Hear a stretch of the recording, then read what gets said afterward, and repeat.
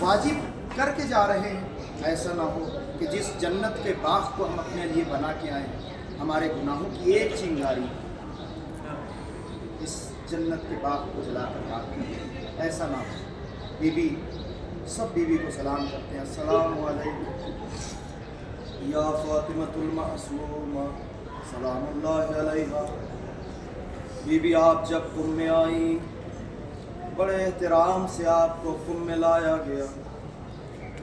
Be be جب آپ قم میں آئیں، جب آپ کو سوار کیا گیا، محمل میں آپ سوار ہوئی، آپ کے ساتھ آپ کے بھائیوں کی شہادت ہوئی۔ بی بی اس غم کو محسوس کرتے ہوئے قم والوں نے چاروں طرف کالے پرچم لگوائے تاکہ جب بی بی قم میں آئے، بی بی کا غم کچھ ہلکا ہو سکے۔ میرے بابا کے چاہنے والے، میرے بھائی کے چاہنے والے قم میں ہیں، لیکن وہاں میرا دل کہتا ہے کہ جب بی بی محمل میں سوار ہوئی ہوں گی، مشقہ کھا کے گر جاتی ہو، شاید بی بی کو جناب زینب یاد آ گئی ہو۔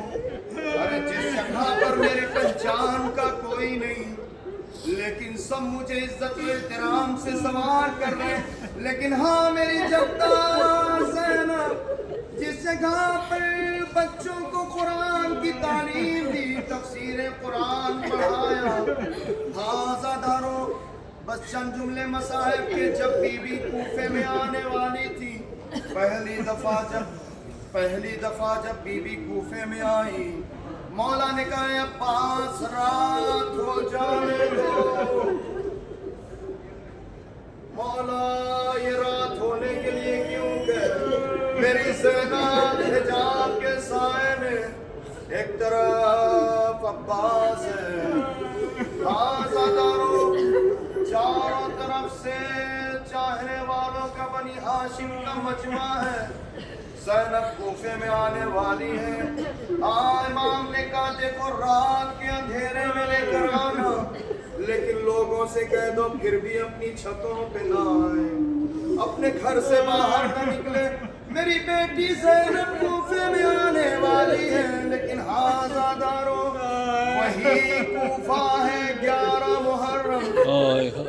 زینب کوفے میں آ رہی، باغی کی بہن کہہ کے خطاب کیا جاتا ہے، کوئی پتھر مارتا ہے۔ اے زادارو ایک چیز میں نے محسوس کی، مصائب پڑھتے پڑھتے ایک جگہ میں نے محسوس کیا کہ اکثر جگہوں پر جب ہم کوئی خطا کرتے تھے گھر میں تو ہمارے والد کہتے تھے اپنے ہاتھوں کو بلند کر لو۔ جب ہم اپنے ہاتھوں کو اٹھا کے کھڑے ہو جاتے تھے، تھوڑی دیر کے بعد ہمارے ہاتھوں میں درد ہونے لگتا تھا۔ ہم اس بات کی طرف متوجہ ہوتے تھے کہ کب ان کی نگاہیں ہٹیں اور ہم ہاتھوں کو نیچے کر دیں۔ ہمارے صحیح و سالم ہاتھ تھوڑی دیر کے لیے اوپر نہیں آ سکتے۔ 60 سال کی بہن زینب، بازوؤں پر تازیانوں کے نشان، ہاتھ پسے پشت، کربلا سے کوفہ، کوفے سے شام۔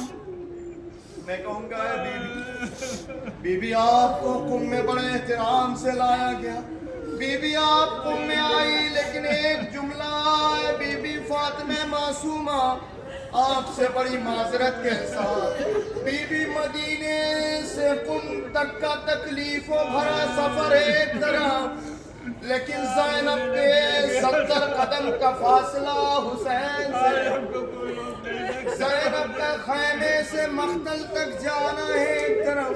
اے بی بی آپ ہزاروں کلومیٹر سے آئی، بڑی تکلیفیں ہوئی، دشمنوں کا حملہ ہوا، لیکن ہاں وہ زینب جو اپنے بھائی کے بغیر لمحوں کی جدائی برداشت نہیں کر سکتی، رخصتی کے بعد عبداللہ سے پوچھا، عبداللہ نے پوچھا بی بی کیا خطا ہو گئی، کیوں ناراض ہے؟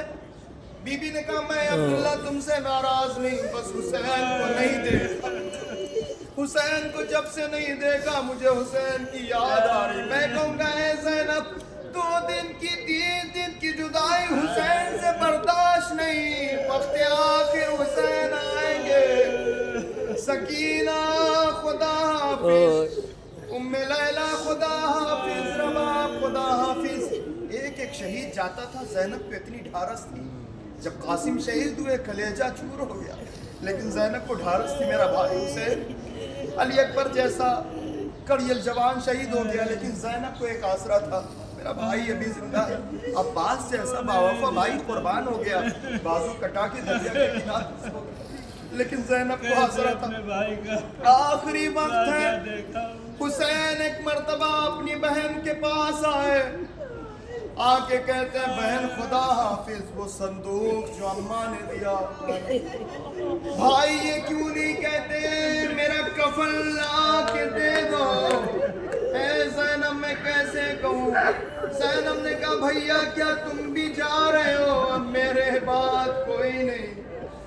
حسین جب کے چلے بعد دوپہر کو ناصرہ تھا کوئی شاہ کربلائی کو، حسین چھپ کے کھڑے تھے جھکائے گردن، سکینہ جھاڑ رہی تھی ابا کے دامن کو، ناصرہ تھا کوئی شاہ کربلائی کو، فقط بہن نے کیا تھا سوار بھائی کو، بہن نے بھائی کو سوار کیا، میدان میں حسین پہنچے، آزادارو ایک مرتبہ حسین نگاہوں سے اچھل ہوئے، زینب پریشان ہوئی، بھائی کو نہ دیکھا، آواز دیتے ہوئے میدان کربلا میں پہنچی، بھائی حسین، بھائی حسین، بھائی حسین کی صدائیں حسین کے کانوں میں پہنچی، حسین کا جنازہ تیروں پر تھا، بہن زینب خیمے میں واپس چلی جاؤ، یہ ملعون بے حیا ہے۔